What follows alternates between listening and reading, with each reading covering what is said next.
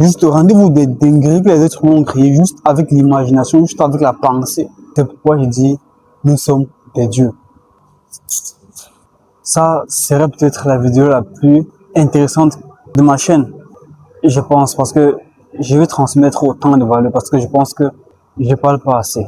Et c'est un problème pour moi parce que, je sais pas si vous êtes comme ça, parce que moi particulièrement, lorsque je suis dans un environnement qui ne favorise pas à ce que je parle, ou du moins, lorsque je ne trouve pas une personne avec qui parler concrètement, avec qui développer, avec qui échanger les idées en profondeur, avec qui faire des discussions intéressantes, lorsque je ne trouve pas cette personne dans la vraie vie, qu'est-ce que je fais?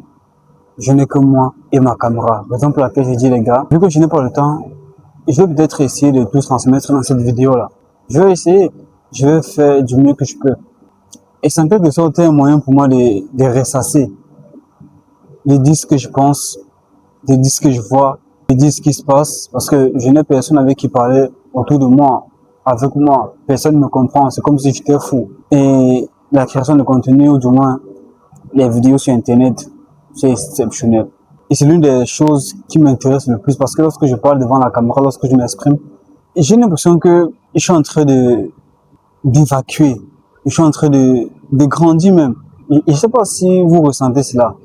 C'est un peu comme si vous avez des problèmes dans votre vie et lorsque vous en parlez à une personne qui vous comprend, vous avez l'impression que la douceur de votre douleur est en train de baisser. Vous ressentez encore ce sentiment d'apaisement, de relaxation. Alors, c'est le même cas avec moi. Lorsque je n'ai pas une personne physique avec qui parler, c'est comme ça que je me comporte. Je prends ma caméra et je parle. Donc, je ne serais pas surpris si cette vidéo-là, je pense que je vais parler jusqu'à ce que la vidéo va s'arrêter. Si la vidéo s'arrête à un moment subite, les gars, ne vous inquiétez pas. C'est le stockage. Ouais, c'est le stockage. Je suis désolé. Et pour vous donner une autre idée, les gars, il est environ 1 heure. Pour que vous voyez 1h38. À l'heure où je suis en train de faire cette vidéo là. Je vais parler de la dépression. Écoutez les gars, il y a plusieurs personnes qui sont en dépression. Et juste après, avant de faire cette vidéo là, je me suis dit, ok, fais une vidéo sur la dépression, c'est drôle. J'étais en train de rire. Les gens qui sont en dépression et puis, ils se sentent mal. Ils ne savent pas où aller, ils ne savent pas qui faire. Ils se sentent mal. Ils passent la journée à dormir, à pleurer, à ressasser, à ruminer. Et moi, ça me fait rire. Ça me fait rire énormément. Pas parce que je suis psychopathe, pas parce que je suis méchant, pas parce que ce qui leur arrive, j'en suis fier. Non. C'est juste parce que je comprends en fait ce qu'ils transmettent. Je comprends pourquoi ils en sont arrivés là. J'ai pas l'habitude de dire la dépression, c'est pas quelque chose qui s'attrape, c'est pas une maladie contagieuse, c'est pas quelque chose qui s'attrape, c'est pas une maladie. Raison pour laquelle la dépression, ça se crée. Si vous vivez la dépression en ce moment, vous l'avez créée. De toutes pièces. Et vous savez comment le faire. Et certaines personnes qui créent cet état suivant, qu'il leur est facile de le reproduire, ils le créent instantanément. Lorsqu'ils veulent être en dépression, ça se fait de manière instantanée. Parce que le cerveau, en fait, a créé cet automatisme-là. Il faut savoir que la dépression, c'est un peu comme une prophétie dont la réalisation est quasi garantie. Mais c'est pas si vous comprenez. Ça veut dire, vous savez exactement comment faire pour tomber en dépression. C'est un sentiment qui se crée de toutes pièces, comme je l'ai dit précédemment. Qu'est-ce qui se passe en fait avant que beaucoup de personnes tombent en dépression? Comment est-ce que ça se crée? Soit ils boivent de l'alcool, soit ils prennent des substances. Alcool, bière, drogue, ça favorise cela. Soit trop de sucre dans le sang. Ils ont des pensées négatives vis-à-vis de la vie.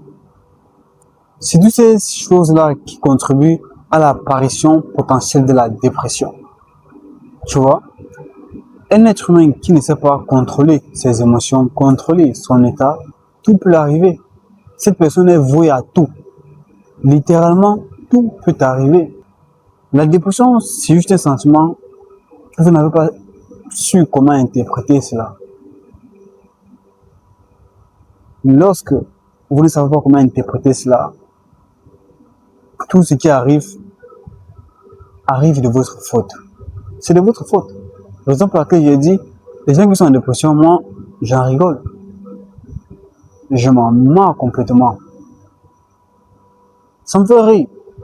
Parce qu'il est inadmissible que tu crées quelque chose et puis tu te plains de ce que tu as créé. C'est toi le créateur de la dépression. C'est toi qui as créé la dépression de toutes pièces. Mais pourquoi tu t'en plains? Pourquoi s'en plaindre? Il faut se rendre compte que tu peux changer l'état dans lequel tu es. C'est le pouvoir que les êtres humains ont. Les gens ne savent pas. Raison pour laquelle moi j'ai dit, nous sommes des dieux. En fait, je vais expliquer ce que je viens de dire. Pourquoi je dis ça? En fait, je veux dire, nous sommes semi ou petits dieux. Tu vois? Parce que il y a l'univers, il y a la nature qui est Dieu, il y a l'amour qui est Dieu. Mais il faut comprendre que avec notre conscience, avec notre imagination, on a le pouvoir littéralement de tout faire. Raison pour laquelle, si vous ne faites pas quelque chose, rien ne va arriver dans votre vie, même si vous priez. Et ça, beaucoup ne comprennent pas. Tu vois, beaucoup ne comprennent pas. C'est pourquoi je dis, vous êtes des semi-dieux. Vous pouvez littéralement décider de ce qui vous arrive, ou du moins percevoir ça d'une autre façon. Et moi, je me dis, les gens qui ne savent pas le faire sont les personnes qui ne sont pas heureuses. Tu vois, qui ne sont pas heureuses. Parce que lorsque tu n'as pas compris que ce qui se passe autour de toi, la façon dont tu te sens, la façon dont tu vois la vie, c'est juste, pardon, l'interprétation que tu donnes à ce qui t'arrive. Le monde dont tu vois, c'est juste ton interprétation du monde. Et c'est ça qui t'influence. Si tu n'es pas heureux, si tu n'es pas heureuse, c'est parce que tu as une mauvaise interprétation des événements de la vie. Alors, si les événements de la vie peuvent avoir une interprétation sur nous, ou du moins, si on peut choisir, tu vois, si on peut choisir réellement des interprétations de la vie, de ce qui vient en nous, si on peut choisir nos humeurs, si on peut choisir littéralement tout, pourquoi ne pas choisir ce qui nous donne du pouvoir, ce qui nous permet d'être des meilleures personnes, ce qui nous permet d'être des personnes heureuses? Tu vois, lorsque je vois par exemple une personne qui n'est pas heureuse, en fait, qu'est-ce qui se passe littéralement? Cette personne conçoit sa vie du mauvais angle. Cette personne a peut-être des mauvaises pensées vis-à-vis de la vie, vis-à-vis du futur, vis-à-vis des événements de la vie, vis-à-vis de quelque chose qui peut lui arriver. Mais pourquoi est-ce qu'elle a toutes ces choses-là en tête? Pourquoi est-ce qu'elle pense au négatif si elle est libre de penser au positif et ressentir le positif? Les gars, il faut juste comprendre que vous pouvez littéralement tout faire. Je ne sais pas si les gens se rendent compte. Lorsque vous êtes heureux, cette émotion-là, d'où est-ce que ça vient? C'est vous qui la créez de toutes pièces. Ça n'existe pas. L'émotion que vous transmettez lorsque vous souriez, lorsque vous êtes heureux, lorsque vous êtes en paix, ça vient de nulle part. C'est vous qui l'avez créé. Vous et vous seul. Comme toutes les émotions et tout ce qui se passe dans votre vie, vous l'avez choisi et vous l'avez créé. Maintenant, la vraie question c'est, pourquoi ne pas créer ce qui nous aide, ce qui nous donne du pouvoir, ce qui nous motive, ce qui fait en sorte qu'on devient des êtres humains exceptionnels? Parce que nous sommes tellement exceptionnels. Tellement. Moi, je me dis, ok, avec l'imagination, avec la conscience illimitée qu'on a, littéralement, on peut tout créer. Juste rendez-vous des dingueries que les êtres humains ont créées, juste avec l'imagination, juste avec la pensée. C'est pourquoi je dis, nous sommes des dieux. Et c'est ce qui fait en sorte que les êtres humains réalisent des choses aussi exceptionnelles. Parce que, en fait, il faut comprendre que Dieu est en nous, en fait. Dieu est en nous. Du coup, on ne peut pas agir sans lui. On ne peut pas agir, on ne peut pas penser, on ne peut pas imaginer sans Dieu. On ne peut pas aider, sauver sans lui. On ne peut pas actionner, on ne peut pas émettre une émotion sans lui. Dieu est en nous. L'air qu'on respire, notre cœur qui bat, tout cela, c'est Dieu. Ça, c'est son pouvoir. Nous sommes des dieux. Nous sommes, en fait, son produit. C'est quelque chose qu'il a créé de toutes pièces. Et il y a certaines personnes qui se méprennent lorsqu'ils disent que, en fait, il faut comprendre que Dieu ne peut pas punir les êtres humains parce qu'il leur a caché quelque chose. Il faut comprendre que tout, Dieu ne nous a rien caché. Il ne nous a rien caché. Tout se trouve autour de nous. Toutes les réponses dont on cherche, c'est autour de nous.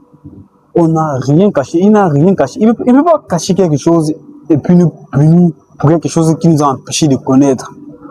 Ça veut dire que si tu es puni, c'est pour quelque chose que tu pouvais savoir et que tu savais même, tu vois, avant d'être puni pour ça. Ça veut dire que littéralement, si on a un cerveau qui peut littéralement distinguer le bien du mal, qui peut penser, qui peut imaginer, qui peut avoir cette conscience illimitée et faire toutes les choses inimaginables, ça veut dire qu'on a tout le pouvoir et on a le libre arbitre. C'est ça le pouvoir. Et il ne saurait nous punir pour quelque chose qu'on n'avait pas conscience.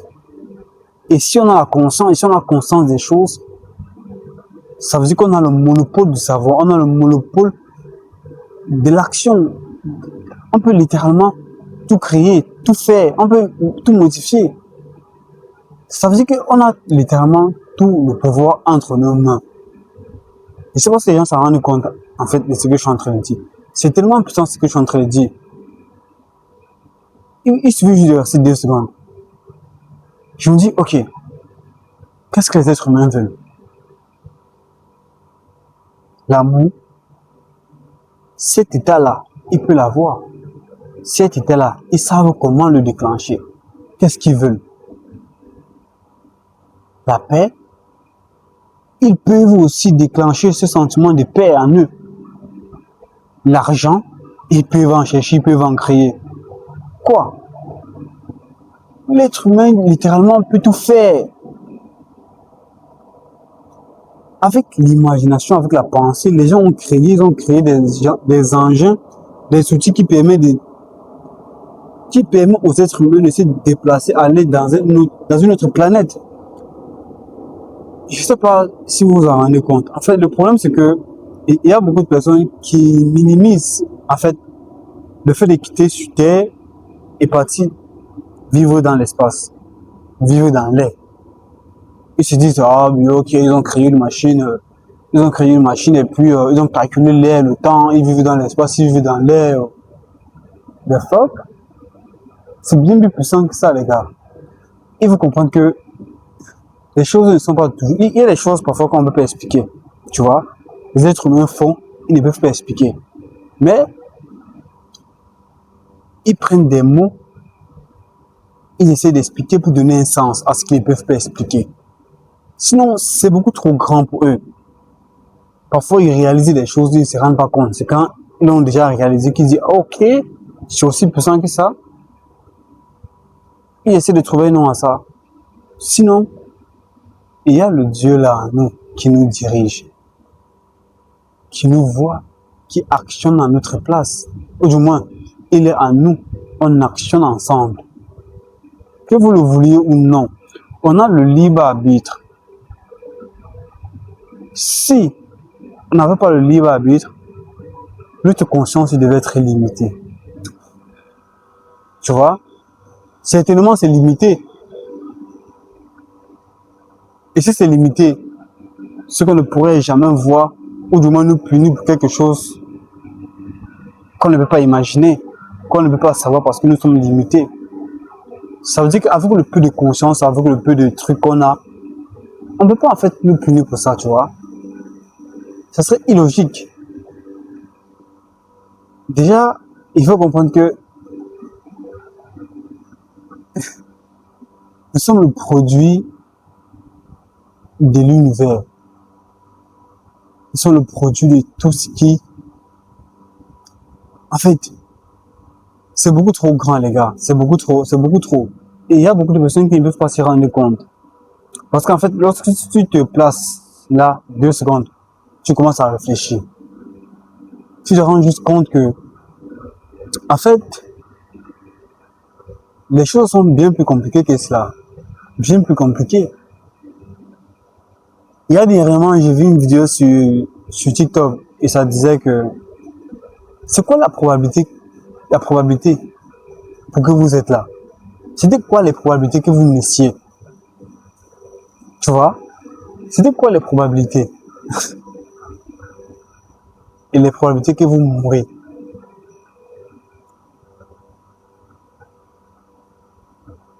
On se rend juste compte que c'est juste un hasard. En fait, il y a certaines actions que l'on n'explique pas. C'est comme si avec un esprit qui nous soufflait les idées. Tu vois, qui nous souffle les idées. Parfois, vous êtes là dans votre canapé, chez vous, allongé, posé. Et puis, une idée vient en tête, vous vous dites, ok, il faut que je me lève, je pars, je peux manger, je peux acheter quelque chose à manger. Et puis, vous levez, vous rencontrez la femme de votre vie, l'homme de votre vie. Qu'est-ce qui vous a poussé? L'idée là vous vient d'où? Pourquoi vous n'êtes pas dit, ok, il faut que je reste à la maison? Tu vois? C'est pour dire, dans chaque action qui nous fait plaisir, il y a Dieu et nous-mêmes. C'est-à-dire, on fusionne ensemble pour créer des choses, pour faire émaner des choses, pour créer notre belle vie. C'est pourquoi certaines personnes parlent de la vie éternelle. Moi, je n'y crois pas personnellement. Je n'y crois pas. Et c'est pour une bonne raison. Déjà, la vie éternelle. Qui aimerait vivre éternellement? Personne. Et la vie éternelle, pour certaines personnes, c'est un monde dans lequel il y a tout à ta disposition. Il y a à manger, tu manges à ta faim, tu bois ce que tu veux, tu fais tout ce que tu veux. Un monde aussi qui n'aurait pas du mal. C'est pourquoi moi je crois pas. Je crois que ce monde ici, c'est le meilleur des mondes. Il n'y en a pas deux, il n'y en aura pas. Dans un autre monde, si ça existe, c'est que c'est un monde qui n'a pas d'émotion. C'est un monde des fantômes où il n'y a presque pas d'émotion. Fade. Les âmes sont juste là, les gens sont juste là. Ils ne font pas des choses intéressantes. Ils ne rient même pas parce que déjà, pour sourire, pour avoir ce sentiment de sourire, il faut qu'à la veille, il faut que bien avant, tu étais triste. Ou du moins, tu ne souriais pas. Parce que si on réfléchit bien, pourquoi est-ce qu'on veut l'argent? Pourquoi est-ce qu'on veut une vie meilleure? Pourquoi est-ce qu'on veut la paix? C'est parce qu'on a conscience du mal. Ça veut dire que si on efface le mal, on n'aura pas conscience de la paix. Et si on n'a pas conscience de la paix, la vie est fade. Il n'y a pas de sourire. Il n'y a pas de moments de plaisir parce que tout en fait, on se base sur le manque, on se base sur le stress, on se base sur la pauvreté pour s'élever, pour construire, pour être heureux. C'est pourquoi je dis, ce monde, c'est le meilleur des mondes. Si tu utilises bien ta conscience, tu peux vivre ton paradis sur cette terre, même s'il y a trop de mal. Et que vous le vouliez ou pas, vous pouvez pleurer toute la journée, ça va rien changer. Ce monde, c'est le plus beau des mondes. Il n'existe pas ou plus un autre monde plus beau et plus dangereux que ce monde. Et c'est plus beau parce que il y a justement le danger, il y a justement le manque, il y a justement le stress, il y a justement les problèmes. Un monde où il n'y a pas de problème, pas de stress, c'est un monde fade, il n'y a rien, pas d'émotion, pas de vie. Ça, il faut comprendre. C'est pourquoi la vie éternelle, moi, je n'y crois pas. Le paradis. Déjà, si vous croyez déjà au paradis et à la vie éternelle, ça veut dire que cette vie-ci, vous n'allez pas faire de tout votre possible pour améliorer votre vie. Est-ce que vous comprenez? Certaines personnes, les gars, n'améliorent pas les conditions de vie parce qu'ils savent qu'il y aura une meilleure vie plus tard. Ok? Tout laisse transparaître que c'est faux. C'est faux. Et je vais vous expliquer pourquoi. Je m'ai déjà expliqué. Il faut comprendre que lorsque vous n'êtes pas responsable de vos actions dans ce monde, c'est de votre faute. Si à chaque fois que vous n'êtes pas heureux, à chaque fois que vous avez un manque, vous dites c'est de la faute de Dieu, vous dites Dieu ne vous a pas béni, ça veut dire que vous n'allez pas monopoliser tout votre potentiel pour avoir une vie meilleure dans cette vie-là. Pourquoi? Parce que c'est de la faute de l'autre, c'est de la faute de Dieu. Il ne fait pas le nécessaire pour que vous visiez la vie que vous voulez. Ou du moins, si vous n'avez pas ce que vous voulez dans cette vie, peut-être dans une autre vie, vous aurez ce que vous voulez. Ce qu'ils n'ont pas compris, c'est que pour avoir conscience du bien, il faut des moments de stress. Il faut le mal pour avoir conscience du bien. S'il n'y a pas de mal, il n'y a pas de plaisir. S'il n'y a pas le manque, il n'y a pas de quête. S'il n'y a pas le manque d'argent, vous n'allez pas chercher l'argent. S'il n'y a pas les pauvres, personne ne voudra s'enrichir. C'est comme ça que le monde fonctionne. Est-ce que je vais poser une question très simple? Est-ce que pour une fois dans votre vie, vous avez déjà ressenti ce sentiment de paix, de bonté, de joie dans votre vie? Je pense qu'au moins une personne a déjà ressenti ça. Ok. Dites-vous que ce moment-là, vous appréciez justement le moment de paix, de joie, où vous souriez avec la personne que vous aimez. Vous appréciez ce moment-là parce que vous savez que c'est rare. Vous savez que bien avant, vous avez péri pour vivre juste ces moments-là. C'est exactement comme cela. Raison pour laquelle nos parents nous disaient travailler dur. Celui qui travaille dur, celui qui souffre, récoltera les fruits. En fait, il faut comprendre que lorsque vous souffrez pour avoir quelque chose,